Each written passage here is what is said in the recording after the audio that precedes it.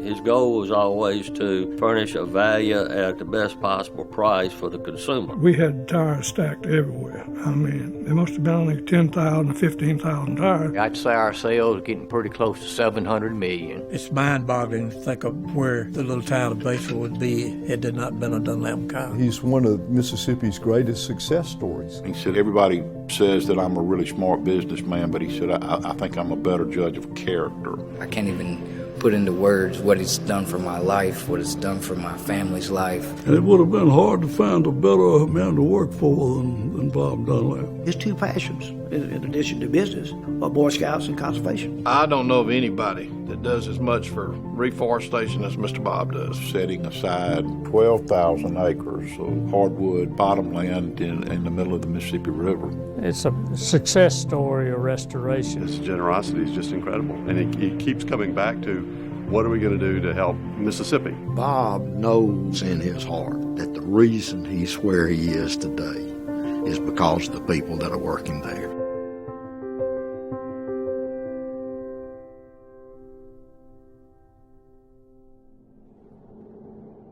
I was born November the 8th, 1929. They had a milk cow in town. They had chickens, and they raised a lot of their own food. They'd kill hogs over there. My grandmother made butter. It was just an entirely different world. There was just no money. Growing up, my father started automobile business with his first cousin named Hudson Kyle. And I still have that financial statement. Kyle put up $1,000, and he was a full partner with Daddy. Bob's daddy, Mr. Jack Dunlap, had the Chevrolet dealership. He had that dealership for years and was very successful. Daddy and them over there selling were real aggressive. They sold used cars, all kind of cars, all through the Delta, all the way to Greenville. This property was a mule barn at that time. Then when the war started, it became a junkyard. You had to sell used cars and junk parts and old motors and everything because people couldn't get parts to go on the cars that they had. It was all going to the war. Back then, we sold everything, tires and parts, paint, batteries. When I went off to college in fall of 47, my father wanted me to go to Millsaps one year. He's paying tuition, so he got to choose the first 2 years, and the last 2 years I go where I wanted to. And he picked Millsaps. That was a tough school down there. But after 1 year, the Korean War was going on, and he wanted me to come up to Ole Miss and get in the Naval ROTC. He was in the ROTC at the university, and so that when he graduated from the university, he went in as an ensign. They sent an officer down from D.C. to assign us what duty we're going to have. It's going to be sea duty. Another buddy of mine up there, he had orders going to a ship going to the Mediterranean. We took this personnel officer out of Washington to the officers' club and got him drunk. He switched the orders. My buddy went to the carrier going to the Pacific, and I went to the Everglades going to the Mediterranean. That was a good deal. He said it was a 2-year Mediterranean vacation. I've told people I didn't have any money, but I should have been paying them. We'd hit Barcelona, Spain, French Riviera, Augusta Bay, Sicily, Naples, Athens, Greece, Istanbul, Turkey. How could you beat that? That Everglades is where I met Glenn McKittrick. Part of his responsibilities and the way he got to know Dad is they would drive into town in whatever port they were in and go to the bank and collect, pick up the money to pay everybody on that ship, and they paid them in cash. And he said he'd have a 45 on his each, maybe one or two, I don't know, and they just walk along with a briefcase just plumb full of money. Take it back to the ship and pay everybody. Presumably there were hundreds and hundreds of people on that boat. And so Bob had a 45, and he guarded Daddy and the money and brought him to Batesville, Mississippi, and guarded Daddy and the money for the rest of his life. I thought about staying in the Navy, but I kept thinking about how I grew up with hunting and fishing and that kind of thing. And I just decided to come on back. I missed all that. When he got out of the Navy, he came back, and he didn't want to be in the automobile business either. He wanted to be over here with the parts department and the junk cars and the used cars and all of that sort of thing. But then he sort of branched off into the tire business. Daddy got out of the service a year before Bob, and he wrote him a letter, and he contacted his dad and Mr. Jack Dunlap in Batesville, and sent Mom and Dad to Batesville, Mississippi to meet Jack Dunlap at Southside Chevrolet, and he gave him a job until Bob got out of the service a year later and came back to Mississippi, and they started building this tire company. He said, I'm going to furnish something that everybody needs all the time. And tires is one thing people always need. He went to tire conventions and that sort of thing and started meeting people in the tire business and getting to know them and how exactly you did it. Started off with 3 or 4 folks working out of a mule barn, selling a few tires. When Daddy got into the business, he had veterans as salesmen, people that were in World War II. And they would do anything. Whatever needed to be done, they would do it. There were some tough people. Any of them that are still living, I've told them the Japs didn't stand a snowball chance in hell fighting them. They can forget it. There was no expectation of working an 8-hour day, that everybody worked 10, 12, 14, 16 hours. When I first went there, we worked 6 days a week. Saturday was the busiest day of them all. Those guys would go out on Monday morning before daylight. They wouldn't come back till Friday afternoon late. They stayed out all week, and then they would come in every Saturday morning and have a sales meeting. Then they'd load up on Saturday and they'd head back out. These guys were so dedicated to the customers that they had that they went out there and personally checked their orders to be sure that every tire that they had promised was going to be delivered was on that truck. And they would drive that truck home. They'd leave out on Monday morning and get their tires delivered. It's like a Swiss train. I mean, if we're going to be in Pontotoc at 7 o'clock, well, we're going to be there at 7 o'clock. Glenn McKittrick, Tommy Marshall, and others, they'd come up at night. We had so much paperwork, we'd get it done then, but there was somebody always there. And they absolutely didn't care how long it took. Hard work and being the best you could be is just part of the Dunlap DNA. They didn't have a key to the Southside Chevrolet over there. They were open all the time. But it was 2 shifts, 6 in the morning, 6 at night, and one 6 at night, 6 in the morning. It's crazy. We'd work all the time just to survive. We sold tires to people all over North Mississippi. Everywhere I go, just about now, Memphis, Jackson, any place I see people I used to sell tires to. They were dedicated enough that we don't want to build the company, and they did build the company. They took care of the customer. That was the number one priority. You take care of your customer, and you'll get more business. That's the way we always operate. Bob operated that way. You just don't see a lot of folks going into the tire business today. It's hard work. You get your hands dirty. As a child, Westmoreland Heights was almost like a company town. The majority of the people that lived in that subdivision worked for Dunlap and Kyle. All the families were kind of interconnected in some way. It was like an extended family almost. The 2 things that were constant in that town was the city of New Orleans train would come through and you'd hear that lonesome whistle blow. And the other thing was at 7:30 in the morning, that steam whistle would blow the Dunlap and Kyle Tire Company, and that was the call to work. Oh, everybody in Batesville counted on that whistle from the retread department. It was part of the fabric of that community. Just having that steam whistle blow every day was, just a sign that the world was still going around. We grew up hunting and fishing, going to the lake, whatever we did. We just thought that was normal. But it was always with company people. Back then, Bob walked miles when you were hunting. He didn't sit in a stand. There was no sitting. Dunlap and Kyle included this part, the warehouse. It included the Chevrolet dealership. It included across the street where Dunlap and Kyle Oil Company was. And it included the retread plant that was located on 51 at that time. We had a retread plant, and we were handling Goodyear tires. We were the biggest Goodyear dealer in the Memphis district at that time. We were selling so many Goodyear tires, they put me on a Goodyear dealer cancel, and they'd fly me to Akron. He didn't like doing business with a major like that because they tell you how to do business. And they send you literature and bill you for it, and they tell you what to sell the tire for. And he didn't want that sort of thing. He wanted to be his own businessman and do it the way that he wanted to do it. His goal was always to furnish a value at the best possible price for the consumer. Somebody would tell him, well, I got Michelin's on my car, best tire I ever had. And he'd say, well, it's a dang good tire, there's no question about that.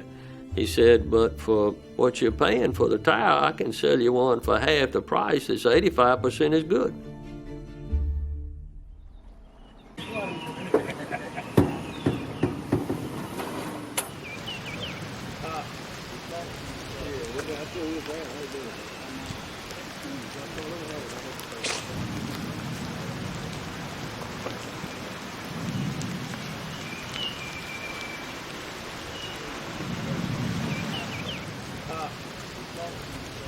We started building on Caulk Island in 2010.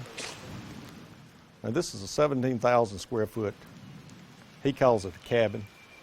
We call it the Little Bass Pro Shop.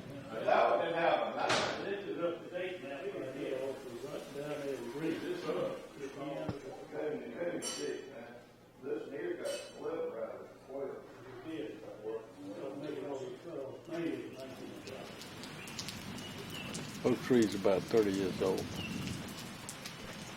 100 years from now, those will really be something. In the fall of '57, started raining and never quit. Rained the whole damn fall. They couldn't get no cotton out. I do not know how he survived, but I saw that. After watching his father have to go and take these people's combines and cotton pickers and tires off of vehicles and stuff, that he never, ever had the heart to do that. I wanted no part of that. Man, maybe that helped put him down, but he had a stroke in 1960. When Mr. Jack had his stroke, they broke up the company. Bob took the tire business, John Ed took the Chevrolet dealership at Oxford, and John Cowell took the Dunlap Cowell Oil Company and Southside. That's when we started, really, in 1960. Sears Roebuck was so big in those days, and they sold all state tires. And I had a lot of good friends. And I had one up in Akron named Paul Klein. He and another guy up in the Northeast controlled all those tires.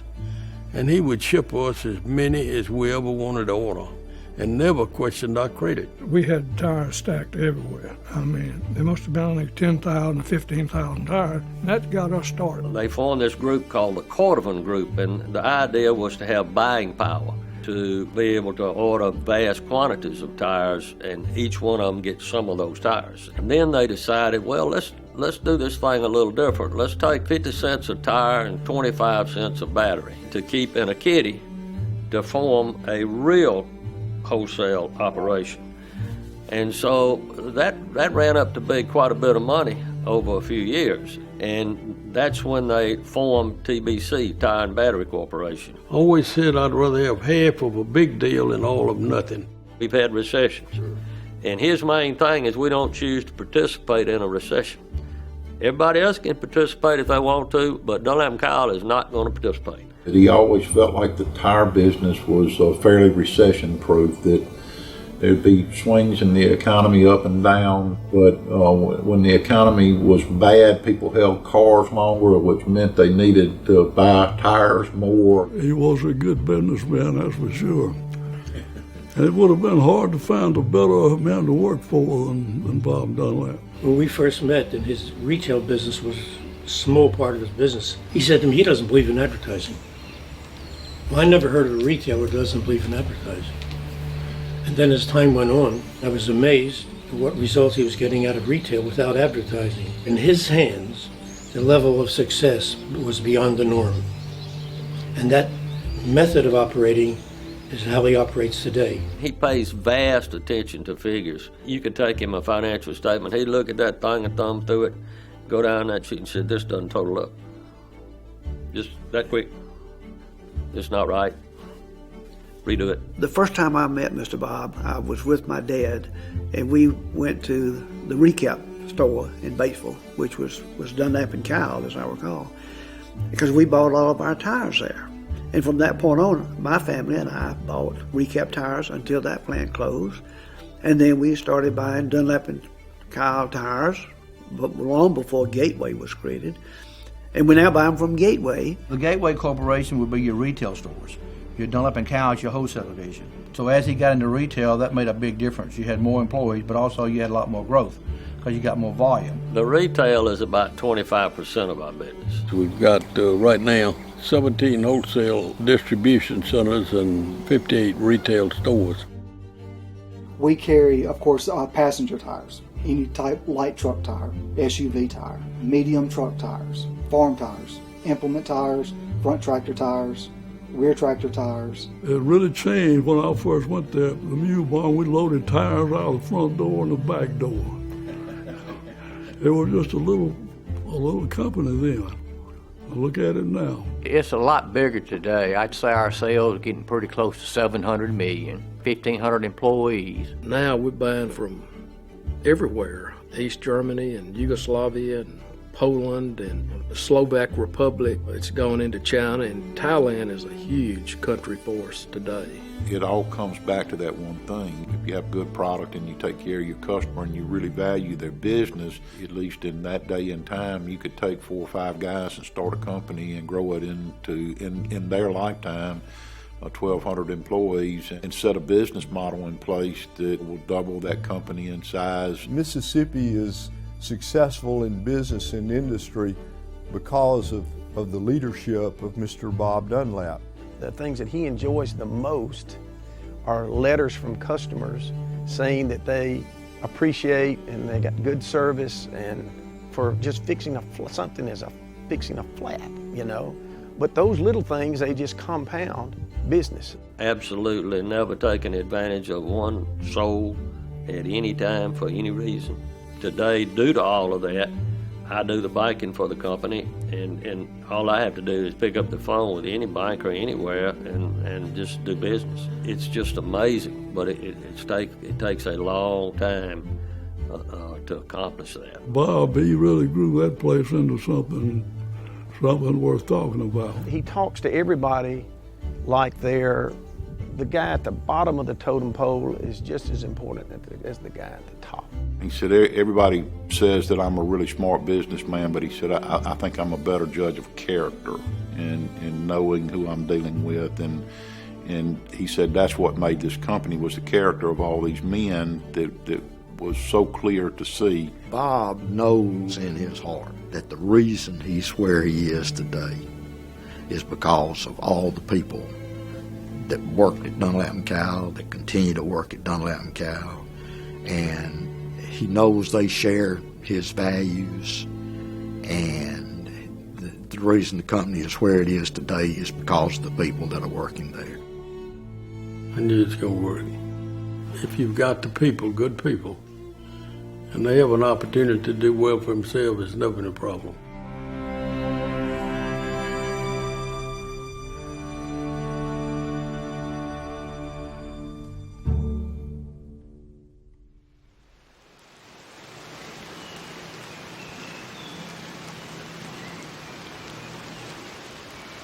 Man, they started hollering, them machetes to get it, boy. I got machetes that long. If one hits you, you're going to have to. A good friend of mine from North Carolina, he has a daughter that must be a great artist up in New York. And she made that portrait, and it hung in the Metropolitan Museum of Art for a month or several weeks or whatever it was. But I just always said I wish some old Navy buddies had gone through there and saw me hanging up there in the Metropolitan Museum of Art. But I wouldn't take anything for that picture. And I think that's the best place we could put it is right up there.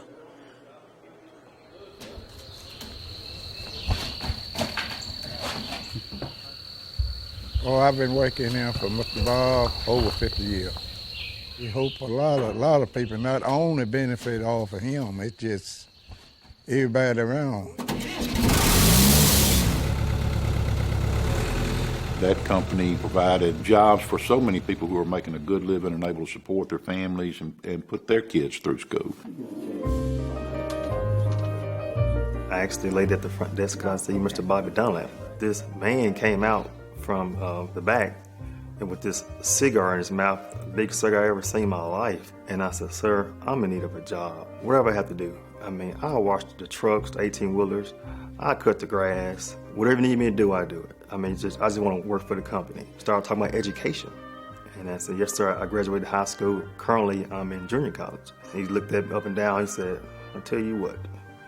You go back there and tell them to give you a time card. You come here Monday morning. He saw a young man that basically didn't have anything, that was struggling educational-wise, determined to go to college. Everybody that worked for that company and everybody that invested in that company's children had the opportunity to get a college education. When I was going Northwest, he let me come in and work in the morning. I worked in the afternoon until I went to school between time. He put me on full time so I get benefits. He's really interested in educating people and helping them to be self-sufficient so that they can take care of themselves and their family. He has contributed millions of dollars, enabling Mississippians who maybe otherwise would not have an opportunity to further their education. There's no telling how many students he has helped put through school, and I think the return on that investment, it's not just that person, but it changes families for generations. He doesn't advertise that he does it. He just does it. I asked my then store manager about tuition reimbursement that Gateway offered. Sent me over to the office, and that's when I first met Mr. Dunlap. And this was January 19th, 2012. And talked to Mr. Dunlap, and January 23rd was Monday, and I was fully enrolled at the University of Mississippi, full scholarship. One day I'm sitting in my office and the phone rings. This lady that lives down at Curtis, she said, I've got a niece that's here babysitting for me while I go to work every day, that's wanting to go to college at Northwest. I didn't know the lady that called me, and I sure didn't know her niece. I said, just have her come up here. I'll introduce her to him. And so she comes in, and they get to talking and everything, and I stayed a few minutes, and I went on back to work. He ended up paying for her college at Northwest, but she had to send him her grades every 9 weeks and every semester, and he told her she had to keep at least a B average or something. And then she went to state, and he paid for her college there. He met a little girl one time at the downtown grill, and she was having a hard time getting through school. He said, give me your name and number, and you won't have any worries, I'll just pay for the rest of your tuition. And she went over to one of the other men and said, is he serious? Is he really going to do this? And he said, if Bob Dunlap tells you he's going to do it, it's going to be done. He didn't know who I was, never met me, didn't have a clue who I was, but he gave a young guy like me an opportunity to work and earn money the right way. I can't even put into words what it's done for my life, what it's done for my family's life. It's just amazing. Bob has been a mentor. He's been a father figure. He's given, so much advice on being a man, being responsible, taking care of your business, being able to set goals, succeed at those goals, and keep striving in life. Many, many Mississippians have a higher quality of life because of Mr. Bob Dunlap's leadership. When we first started out, schools having computers, of course, South Panola had 0. And so they came up here and asked him would he help. And he said, I'd be glad to. Said, y'all go out and raise what money you can. And the total was $35,000. And he said, I'll pay the difference. Well, they came back and they needed $35,000. So he paid it. I spent 10 years working with the Corps of Engineers, wanting to build a little scout camp, a primitive camp. And I put a little money in it, and we raised some money, and we were a good bit short. Well, I went to Bob and said, Bob, we want to build this pavilion. I want you to help me out. And he welcomed the opportunity, and he was the major donor behind that. And now we have a wonderful primitive camping area called Camp Tubby Tubby that has a pavilion called the Bob Dunlap Pavilion. The football stadium in Batesville, Mississippi, where South Panola High School plays, is Bob Dunlap Stadium. The service to your community and the desire to give back is something I think he's always had. And he has been very, fortunate as a businessman, but he just feels compelled to help those around him, and he's been doing it for a long time. Mr. Bob Dunlap cast a long shadow, and yet he is such a humble person, the nicest gentleman you would ever meet. He genuinely cares for people, and he really gets pleasure in life by helping others succeed. Me and my wife got married and then found out we was expecting not too long afterwards. We got a new house, and I had tried to buy everything out of our pockets. And I had spent down to where we just had a little to live on. And I'd got everything but a washer and a dryer. Somehow Mr. Dunlap got word about it. And man, it was one day I come home and I was shocked. I had a brand new washer and dryer just sitting there waiting on me. A man that successful is willing to take time to help out me, a little old runt kid from Alligator, Mississippi. And to me, that defines, the greatest character there is. He likes to put on a rough front, but he's got a big heart. His generosity is just incredible, and it keeps coming back to what are we going to do to help Mississippi?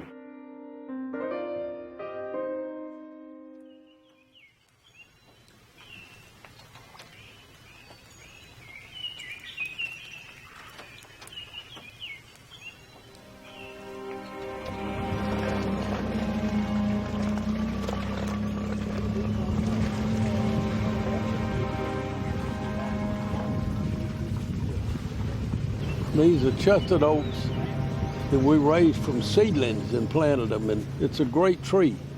So many people, and especially all the going people, they call them sawtooth. It is not a sawtooth oak, it's a chestnut oak. And they grow fast, and it's just a great tree for wildlife.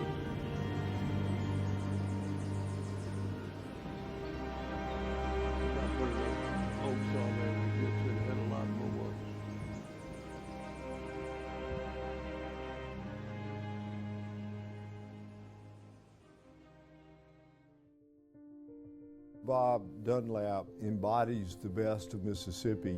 I mean, here's a guy that grows up in a small farming community of Batesville, Panola County, and starts his business really in a barn. He builds that business into a company that operates all across North America, 2,000 employees, revenues approaching $1 billion a year. And he's one of Mississippi's greatest success stories. He's, a humble man who's established an unbelievable business enterprise in his community and our state and across the nation. But he still has a passion for helping others. And that's what a philanthropist is. He's just that way. He is not looking for publicity. He's just there to help people. This is a quote from him himself. As long as I can get up and go to work, I can continue to help. He's 88 years old, and he still goes to that office every day of the week if he's in town. His ability was to hire good people at their job that helped make this company grow. He's got a successful business, and he's got good people. But, to have good people and to keep good people, you got to be the person that's pulling the strings every day, and he pulls those strings. Bob always does his best. Maybe that's part of his Eagle Scout training, but he brings out the best in others. And that maybe is one of the secrets of the success of Dunlap and Kyle, is that people give their best, and that enables the company to achieve its goals on a global scale. None of us make it alone. You always have people in the background that are helping you or just trying to steer you in the right direction, whether you know it or not. After he had his little stint with heart trouble, he said, yeah, if I can just be around for another 10 years. So why another 10 years? Well, I want to get 10 more stores open. 10 more stores to employ more people, to give more people a chance to have jobs, to work. At the end of our life, when we have to look in the mirror and say, have I made a difference? He certainly can. And he continued to do that.